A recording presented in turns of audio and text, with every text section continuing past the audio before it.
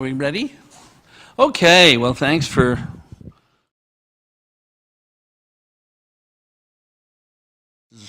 my favorite show. There's three great shows in this wonderful land of ours, and this is, because it's closer, this is number one. But Baltimore is a great show, Baltimore Comic-Con, and the heroes aren't hard to find in North Carolina. They're really, really great shows. San Diego Con is San Diego Con. That's a whole nother world. It is where, you know, the salmon go to spawn. So, but aside from that, they're really cool shows where smaller groups of people to get together, even though the show is not as small as when I first attended the very first show here many, many moons ago. So again, thank you for coming out. This is basically a presentation that I give the art schools and colleges that I speak at, and I try to make it lighthearted and fun. And basically, it's an exercise in how you get where you want to go. My dad gave me nothing but the worst advice in the world. If he said for me to do something, I would do the opposite, because he hated his life. He hated working. He hated everything. But he did say one thing, and that was, you know, Bobby, you better be nice to everybody on the way up, because you're going to need them on the way down. And if you don't think there's a way down, you got a big, big shock coming to you, because life does that. You have your hills and your valleys. So this kind of goes back to where I started and what made me the corn-fed veal that I am. This is why I'm working now at Legendary Comics for the Pictures folks, and it's a long, bizarre journey. So this guy here was a pretty big influence on me when I was a kid. I only saw the WOR New York version, and it was years later until I saw people being eaten. But I knew it was a great movie, and changed my life. There were three things in my life that I immersed myself in: film, comics, and music. And when I say immersed, I mean drowned. Everything that I could do and learn on all of these, I did. And when I was younger, another guy that flipped me out, I figured this would be a funny shot here, was obviously Godzilla was a huge, huge influence. And Ray Harryhausen and all of his great animation films that he was doing. I got to see them because I'm a rotting cadaver. I got to see them in the theaters, so they were even more impressive, because I was just swallowed up by this big screen with monsters on it. And then, of course, the magazine, Famous Monsters of Filmland, fed my sick desire for all this stuff every month. I was in heaven getting this magazine. At a very young age, my brother, Dean, I think I was about 10 or 11, handed me this book, and I wasn't much of a reader until I read that book. And actually, it's a trilogy in what we would call a YA series of novels for kids, and it's basically a lift off of the H.G. Wells idea, and I became a psychotic, crazy reader. On top of everything else, it was just fueling more, so now I'm into reading like nonstop. And of course, we joined what was called the Doubleday Science Fiction Book Club, that had all these beautiful Frank Frazetta paintings that were done just for Edgar Rice Burroughs. And I moved on from there to Isaac Asimov and just all sorts of crazy stuff. By the time I was, 14, I guess, I started attending the Phil Suling Comic-Con, which was nothing but raw tables, no pipe and drape, nothing. It was a flea market, basically. But at 14, Mom and Dad said, okay, you can go with your friends, and I went to the show to start fueling my comic book love. So it just all kind of exploded at once. All these things were coming into my head.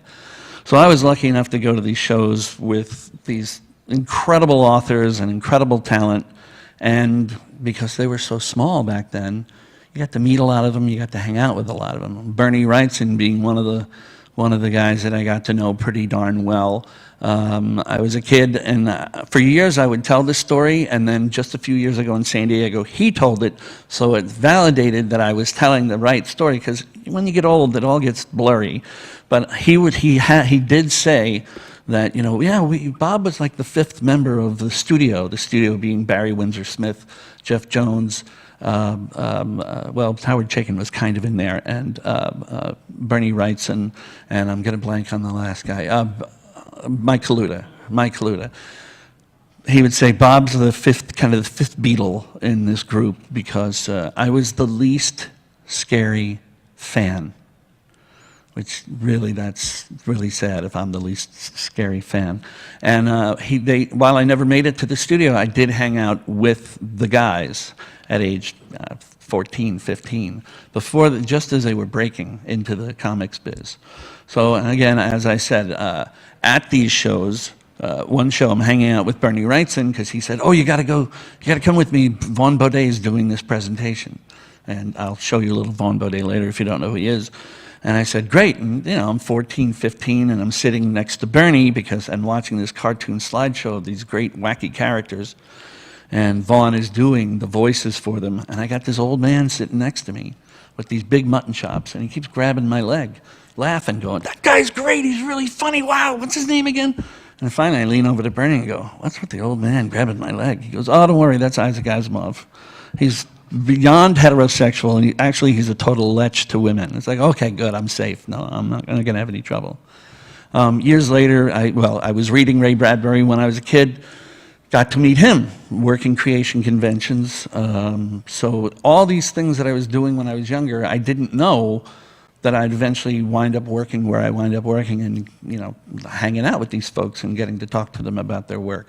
So when I talk to students, I say to them, look, I know you're here for art, but you got to read, you got to fill your head, you got to, you know, take all of these things in. The more you take in, the more you can put back out on the page. Again, this is another one of the shows. This is where I started working. I was in a rock band for a while, and as the band started to decline, one of the key players, the keyboard player, was a guy named Adam Malin. We had gone to his show for years. I hire him as my keyboard player. The day we hire him, he says, Adam Malin. We go, what? He says, yeah, I run creation shows. It's like, I thought he's a year younger than me. I thought he was like a 40-year-old man. I was 19, I think, and he was 18. So the next thing we know, we're in a band together, and as the band starts to not do as well as we had hoped, he hires me at creation conventions. How that happens, I don't know. It's just, you know, again, as I'm moving along in my life, I didn't crap all over people. I was nice to people. It was like, you should come work with us. Like, okay, fine. So, you know, working there, I got to meet even more, you know, because now I'm working the show. I'm booking their plane tickets. I'm hanging out and doing dinners with the Star Trek cast. I'm hanging out with Bernie Wrightson, all these people that I've already known for years. I know everybody now at Marvel. I know what Jim Shooter likes to eat on the plane. It isn't nice, but it's, you know, you got to do some certain things in your life.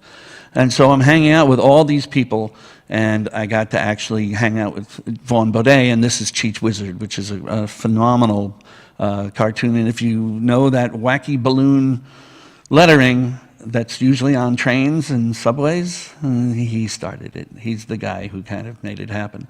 So these are some these shots of, this is Barry Windsor Smith from the studio. This is Mike Kaluta's, one of the best things he's ever done. Metropolis is absolutely gorgeous. This is Jeff Jones, beautiful, beautiful artist as well. Did some great, great work in the 70s and 80s. And just to show you how bizarre we all were back then in the 70s, that is the studio. It's not the 1800s. It's New York, 1972 or something like that. And those are the gentlemen. The far left is Bernie, Jeff Jones, and then Mike Kaluta there in the kind of regular jacket, and Barry Windsor in the animal. He's wearing some sort of animal, I don't know. And I outdid them all. So this photo proves to you that there's hope. Not that I'm doing much better now, but there is hope. This is while I was working as a printer and segueing into my career as a musician. The other thing that happened around this time was that my parents' house burnt down with all of us in it, and we all made it out except for the dog who saved us. But when that happened, everything I owned, vinyl, comics, books, posters, everything gone. So I was taught a lesson, because before that I used to rubber stamp everything, property of Bob Schreck. And then you wake up one day and it's all gone. You go, I don't own a goddamn thing, including this. It's all gets brought back in, you know. I call our bodies bowling shoes, you know, everything's rented. So, so it taught me a big lesson, you know, that what you think you possess, you don't. And nowadays, if somebody walks into my house and goes, hey, this is really great, I really love it, and it's the greatest thing, and I you know, it's like, here, take it, you know. There's a couple of paintings they can't have, but if it's a toy or something like that, it's like, unless somebody's given it to me personally, if it's something I bought and they love, and I go, here, just take it. And they usually freak out, and I have to force them to take it. So during all this time, of course, then I hit, I was also, you know, reading graphic novels. The first one, of course, is Will Eisner's, while it's not the first physical graphic novel, it's the first serious graphic novel that actually dealt with real-life matters and not spandex. As I said, I worked at creation conventions. From creation, I got to know all the people at Marvel. So then Marvel hired me, because I knew Jim Shooter's lunch preference, and the girl that used to do all that for Marvel left, and I got hired by the infamous Carol Kalish. Look her up. She was an incredible, huge factor in the growth of Marvel Comics back in those days. She was the marketing person, and just sales and marketing. She was a genius. She, while I worked there, Peter David was in the marketing department, and Jim Shooter was there. And I learned that Jim Shooter really wasn't the guy. The guy was this guy named Mike Hobson. When he came in the room, even Jim Shooter straightened his tie, you know, so you learn things. And then from Marvel, because I'd been hanging out at creation shows prior to Marvel, I knew the guys from Comico. I used to give them free tables at my creation shows. So after I got out of Marvel about a year later, again, it's what you know and it's who you know. It's not either or. Because you can know somebody and then get the job and screw the job up. You got to know what you're doing. So I got a call from Jerry Giovinco at Comico, the comic company. Bing, bang, boom. The next thing I know, I'm moving down to the Philadelphia area. And with me came my future wife, and now current divorced person, Diana Schutz, who, as far as I'm concerned, is the best editor in the business, bar none. So her and I moved down to Norristown, Pennsylvania, and began our real comics career for the first time down there, doing things like Johnny Quest, Robotech, Gumby, and again, I've met Arthur Adams when he was, I don't know, 17, 18, somewhere around there, in San Francisco at a show when I was running the creation shows. So all these people that I knew prior wind up being part of this whole crazy life that just keeps on going.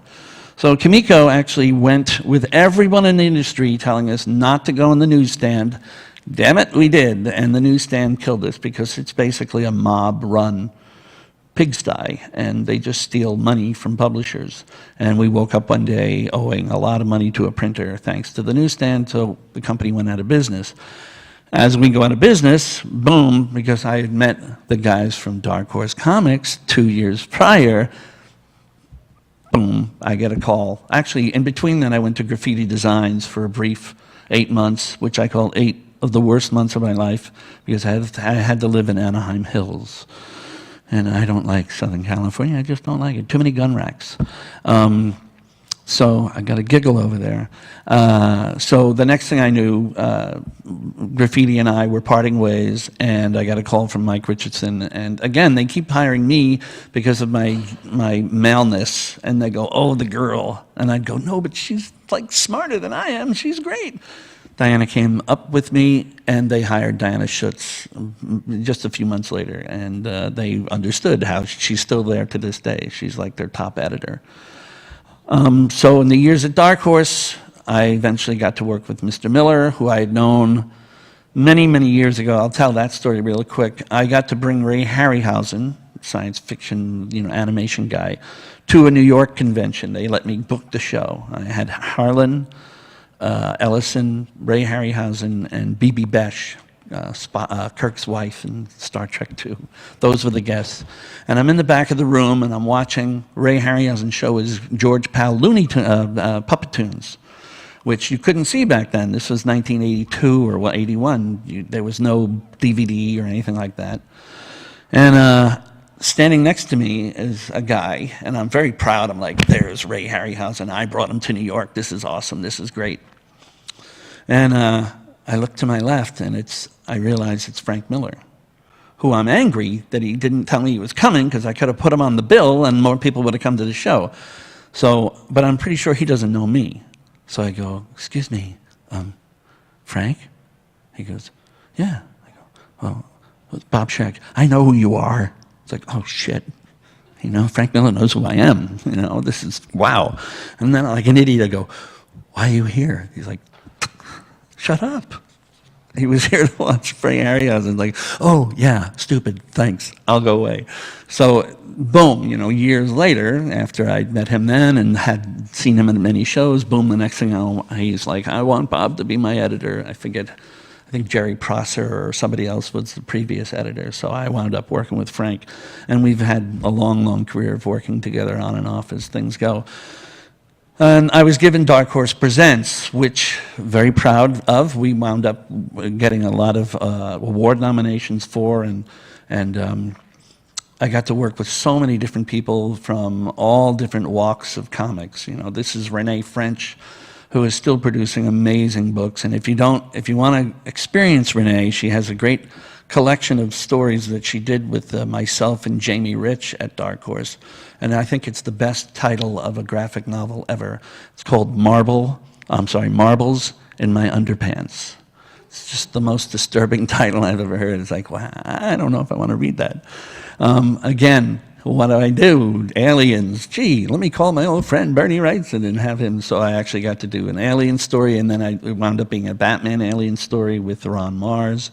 And, I keep dancing between the more commercial stuff and the really weird kind of stuff. This was a book that we did with Sung Koo, and I had Peter Bagg in here. I had artists from all over the place, including Arthur Adams doing a story about Godzilla, because there's there's two different endings for the King Kong versus Godzilla.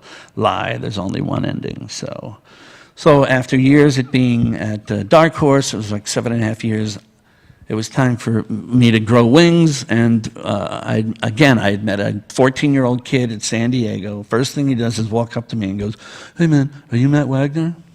No, that's Matt Wagner. Joe Nosmak, 14 years old, and years later I hire him at Dark Horse as my assistant in marketing, and then a few years later him and I began Oni Press. So that became a whole new world. So that's the old Oni logo that was designed and created by Dave Gibbons of Watchmen fame. And that's the new Oni logo. I didn't want to confuse people, so they know that's the old, that's the new. And we did things with Kevin Smith.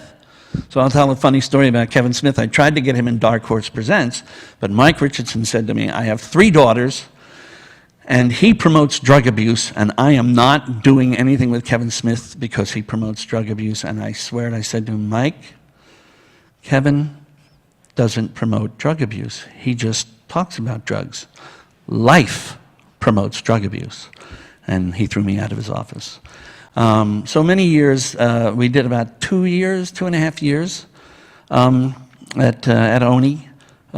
Sitting right there was my one-time marketing guy, Shannon Stewart, who has been a consigliere all these years. And again, I met you when you were 19, and you're still putting up with me. I don't throw people away, I hang on to good people and good friends, and they wind up being there for you and helping you when you're stumped. It's like, please, what do I do next? Without your friends, without all the people around you to help you, again, you're the sum of all your parts. There's all these influences and all these great people that are there to make your life better. After Oni, while I was still with Oni, I got a phone call from Denny O'Neil And it was time to move back to New York. He made me an offer I couldn't refuse. And so when my third week at DC, I got a phone call from Frank Miller, and the first thing he said to me was, "Hey, Schreck, you want to go on a suicide run?" And the reason why he said that was because he knew no one was going to like The Dark Knight Strikes Again, because they all wanted to read The Dark Knight Returns again. They all wanted to be 14, they all wanted it to be in 1987, and people just want the same thing over and over again. So he knew that everyone would hate it, and everyone kind of hated it, except for people like, what's his name, I'm going to screw it up. Tony Millionaire, James Kacholka, basically all the indie people went, "This is the greatest thing ever," because they got it. They understood Frank wasn't doing the grim, crazy stuff. This was a celebration of spandex and the superhero. The other weird part of the story, if you read Dark Knight Strikes Again, is that about 2 months before 9/11, I received the finished pages of Batman flying into Lex Luthor's building, crashing, and sitting on Lex Luthor's desk and putting his feet up and saying, "Striking terror, best part of the job." And we all went, 2 months later, and didn't touch a word because, that's just the way it went. Other publishers may have, but myself, Mike Carlin, and Paul Levitz just said, "Frank, we don't want to touch this. It's what it is." If you see the third issue, you see it being informed because the building Metropolis collapses, and you've got all that kind of dust and everything. I was also lucky enough to work with Grant Morrison and Frank Quitely on Superman. All-Star Superman, and a gentleman that I started working with, thanks to Shannon, again. I'm in San Diego. Joe, who I love Joe, but he walks up and goes, "Hey man, you're going to see this guy, Paul Pope, he's really good, you should read it." Okay, thanks. Shannon walks over to me and goes, "I bought this for you." And it was The Ballad of Dr. Richardson by Paul Pope, one of his second work. And on the plane home from San Diego to Portland, I read it, and I found out how to get a hold of him the next day. And like some horrible Hollywood sleaze, like, "Hey kid, I want to work with you. It's time. Let's go. You're great." And we wound up working together on DHP, a thing called The One Trick Ripoff, which actually just came out from Image in color for the first time. And it also features a whole mess of his manga that was never published by Kodansha. So there's a ton of cool stuff in there. And then we got to do Batman Year 100, which basically got our industry's Oscar for Best Director and Best Screenplay or Best Movie, for that year. And Paul continues to do great work. He just did Battling Boy. So he's one of my favorites. And then I got shunted off to Vertigo because there was a bit of a problem when we did All-Star Batman. Some words got in there. I don't know if you heard about that, but oh yeah, there were dirty words that you could actually see through the block. We had like black blocks, and I went 1,000 times. I wrote it on the dialogues. "Do not print this book if you can actually read these words," because they were really dirty words. And my production guy said, "Don't worry, I backed the blacks, you're not going to see them, no problem." Well, we made the New York Post, we made the New York Times, we made headline news, and Batman says, "Fuck," and it's like, oh, and it was actually Catgirl who said that. But anyway, they weren't very happy with the way things went. And the only reason why I did that was because Frank Miller, when he sits there and says, don't do something, said, "Look, I want this to look like a government document. I want the real words to be there so they can figure out how long it is." And then even then I went, no, I can still see through the dialects, don't do it. I tried to get coloring to change it. They didn't change it. I'm the one that gets in trouble. So they shunted me to Vertigo, which was fine. I had a great time at Vertigo. I brought in Jeff Lemire, who was already working at Top Chef. My TV is on. Top Shelf, and Matt Kint, thanks to the guys at Top Shelf, they kind of introduced me to them. So Jeff Lemire, I don't know if you're reading any of his stuff right now, but he's one of the darlings at DC, along with Matt. And then I brought in these two gentlemen from Brazil, who have been going to San Diego Con every year for a good 8, 9 years. And I was like, one of these days I'm going to get to work with you, one of these days. And they gave me 8 pitches, and every one of them was like, no, no, no, no, no. And I finally decided on the one which wound up being Day Tripper, and another one that did very well in the awards. And then eventually off to IDW. Again, the reason why IDW, after I left DC, was I had hired Ted Adams, the head of IDW, back in my days, also when I was in marketing at Dark Horse. So I'd known him when he worked at Eclipse, even earlier. Again, he was probably 19 or 20 when he was working at Eclipse. So the moral of that story is just, you know, be nice and try to remember those that need you as you're going along, and they will remember you as you go along. So thankfully, Ted reached out when I left DC, and he actually let me ruin his company by writing a Jurassic Park mini-series, which was a lot of fun, and being an editor was very educational. I mean, I've written a lot of things in the past, but not an actual comic book series. And thankfully, IDW has survived this series, and you know, I got Frank, of course, to do the cover to the first one. And then a few months, about almost another 2 years, and I got hooked up, thanks to Frank Miller, with Legendary. He had already been involved with them because of the Batman movies and everything, and they all got very friendly and close. So I get this phone call going, hey, the guy at Legendary wants to start a comic book company, and Frank sat him down and said, well, if you're going to do it, you got to do it with Schreck. So boom. Then Holy Terror, which that made lots of friends across the globe. Everybody really enjoyed that.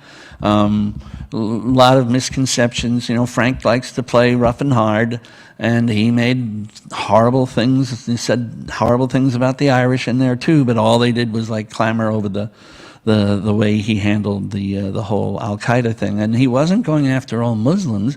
He was just going after the people that blew up New York. So they all get all upset, but the book did phenomenally well. It was a huge, huge hit, and Legendary was very happy with it. And then Thomas also wanted to do a story that he had concocted, but he wanted somebody else to write it because he's not a writer, so I went immediately. He said, I want a writer who's not going to give me any bullshit. And I went, gee, I know that writer. That's Matt Wagner. So I contacted Matt Wagner, and we got Simon Bisley, and we put together the Tower Chronicles, which is this. There's a graphic novel of all 4 prestige books out now, but starting soon, could be August, there's going to be a monthly 12-issue Tower Chronicles continuing the story, and then there'll be another monthly 12 issues. So it's this gigantic tome of a story that Matt Wagner put together based upon Thomas's idea. And Simon is still with us. Simon's almost done with the second arc.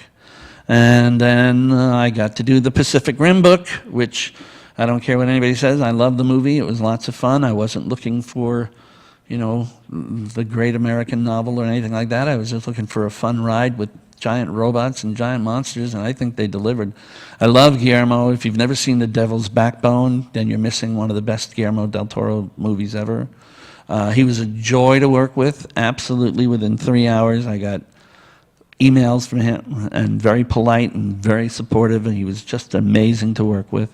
And hopefully, if things go right, there'll be more. I don't know yet. I haven't heard. And then this November, we did a book with Mark Waid, Max Brooks, who did the Zombie Guide, Survival Guide, and Shane Davis, who did the Superman Earth 1 books, and Maury Holloway, and I'm trying to remember, I'm blanking on the inker right now, Morales. So that came out as a graphic novel in November, and we have more coming out, which is soon, by Grant Morrison and Fraser Irving, Annihilator, which is absolutely amazing and trippy and weird, and just a fantastic read. And I think it's 5 issues, but like 32 pages each. It's a solid read. And Fraser is amazing. He's really capturing everything that Grant wants there. And, you know, Grant's very specific, and so there are a few moments where he's had to go back. This is a lot of painting. He goes right back and makes it clean. So basically, you know, what all this is this incredibly weird, haphazard journey that, you know, I realized early on that I'm not going to become a musician. I was an artist, I did a lot of drawing when I was a kid, but I just didn't have the, you know, the discipline to stay with it. The band was great. You know, I really enjoyed that ride. It taught me a lot about business. It taught me a lot about people, because I met a lot of shitheads, drummers in particular. I'm sorry if there's a drummer in the audience, but man, drummers, whew. So you just have to keep involved in all this stuff, and you have to be on top of it. And as Denny O'Neil once said, also within the business, you know, try to keep your assistants and your associate editors young. You know, at least 15 years younger than you, because that way they're closer to what's happening now. Because the older you get, the harder it is to understand some shit. It's like, really? They wear their pants under their ass cheeks? I don't know why, but they do, you know, he does. So, you know, you're not going to be as on top of things, so you need the younger folks to go, no, shut up, old man. Trust me, do this, or look at this artist. Oh my God, you know. So things like this book, Comics and Sequential Art by Will Eisner, Understanding Comics, and again, I put this out to these art students, is like, if you're not reading these things, if you're not looking over your shoulder and looking back at the giants the giants that people like Bernie Wrightson looked at, the heck with Bernie, look at what the great artists that came before that he is inspired by, further back than Milton Caniff. You know, but if you don't know who Milton Caniff is and you're in art school, you should be beaten till you die, because he's a genius. You know, he doesn't draw a tree. He makes a tree appear through light and shadow and, you know, dark. You know, I know everybody in the room knows who this guy is, but you should know all these other fantastic, great artists that came before, because that's the underpinning. You know, you look at Frank Frazetta, everybody goes, oh, Frank Frazetta. You ask Frank, you go, yeah, I'm just a rip-off artist. You know, I just stole from that one, because that's all we do, is we take from what we take in, and we take our interpretation of it and we put it back out. Just for shits and giggles, that was my band's poster that we had many years ago. Yes, the band was named Pellucidar. Catchy, huh? We did have dinosaurs on stage with us back then, and we had our 30th anniversary reunion, and we didn't need the dinosaurs because we now were the dinosaurs on stage. And then if you didn't see this on the internet a couple of days ago, this is Arthur Adams, who, again, I've known since he was 17. And when they told me that we were doing a Godzilla book, and I knew that Arthur couldn't draw the entire thing because I only had 3 months to get it out, I said, gee, I wonder who, never mind. Arthur, will you do a cover for Godzilla? And I don't think I finished the sentence. He was like, oh, sure, Bob. So I very luckily got my old friend Arthur to do this cover for our new Godzilla called Godzilla Awakening. And it's written by the guy who wrote the screenplay and his brother. And it's illustrated by Eric Battle, who I worked with on Green Lantern 1,000 years ago. A new guy I never worked with before named Alan Qua, who I got through Space Goat Productions, the local guys here that are like an agency. And Yvel Goucher, who's just they're all three great talents. So everything's kind of smushed in there, but they're all very organic, so they don't really jump harshly when you see one page next to the other. So basically, the bottom line that I try to get across to young artists is that, you have to understand the industry that you're in. You can't just say, I want to draw a comic book. You have to target a publisher that you know you're fitted for. And then you target the assistant editor or the associate editor, because the older editor is too busy to really pay that much attention. The assistants and the associates, They want to make me look good. So they're like, hey, sticking this stuff under my nose. Look at this, look at that, look at that. And you've got to, if you haven't seen Glengarry or Glen Ross or read the play, you have to always be closing. You have to, you can't buy one lottery ticket a year. You constantly have to put your work out in the face of anybody who can hire you. And just nonstop, bang, bang, bang, all the time. Look at my work, look at my work. As long as you're polite, you're going to get a job eventually. You know, even if you're not Arthur Adams, or if you're not Bill Sienkiewicz, or if you're not, there's somewhere for you to work. And it might not be in comics. You might wind up doing stuff for a greeting card company. You know, you might only be able to draw birds really well. You know, like in Fargo, the husband is drawing stamps, you know, birds. But as long as you follow that dream, eventually it'll wind you to a place where you can get up in the morning, get paid, and not have that ache in the pit of your stomach that says, oh, I got to be a fry cook today. I'm an artist. You know, you will eventually find it. And oddly enough, it eventually finds you. You know, the next thing you know, you're getting a job, and you go, I don't, you know, when I got the call from Marvel to come work for them, I walked out like, oh, I'm king of the world, you know, and then, you know, a year later, it's like, I'm no longer king of the world. This sucks. And then, boom, I get a call from Kimiko. All right, this is going to be great, you know. And 5 years later, that dream kind of gets a little tattered, and then boom, it just keeps on going. And you have to have faith. I had my dad, I was playing ColecoVision a lot. Not working, just sitting in the back room at my parents' house with my father out front going, what the hell is he doing in there? He needs to get a job. My mother believed. She's like, he knows what he's doing. He's not going to, you know, go out there and be an idiot. He's going to get the right job. In between, though, I drove a school bus. You know, I worked at Kippy's. Kippy's was the first arcade, video arcade, but it was so early. All they had was 2 Space Invaders, you know, and I forget the other game that came right after, but there were 2 of those and 2 of that, and a soda machine and candy, and I ate all the profits all day. I just sat there, you know, going, ah. But I had to do something. I had to get some work, so I did it, but I didn't want a job that would suck my soul. The bus was great because I just dropped the kids off. I had kids on my bus that didn't live in the area that I dropped them off just because they wanted to hang out and listen to the music that I was playing on my bus. So, you know, but I was free to make set lists and call clubs and do all the rehearse and do all, and I didn't have a boss, you know, yelling at me. You know, that's why I got out of printing, because I was stuck in a room all day. And so you just need to follow your heart. You really have to stick to it and just say, this is what I'm going to do, and, you know, what else am I going to do? I'm going to be a plumber? No, I'm going to be an artist, or I'm going to be a writer. And you just have to stick to your guns, and even when nobody believes you, you know, you just have to say, well, screw you, I believe it, you know. It's going to come down to that. So I figure if any of you have a question about anything you want to ask, we can go ahead and answer about anything. Like, they demand that you go to the microphone, but I don't think you need to go to the microphone. Nobody? Questions? Thoughts? You want to throw your underwear at me? Anything? No? Okay. Well, thank you for coming out. I appreciate it. And the next group can get in here quick. Yay! Bye.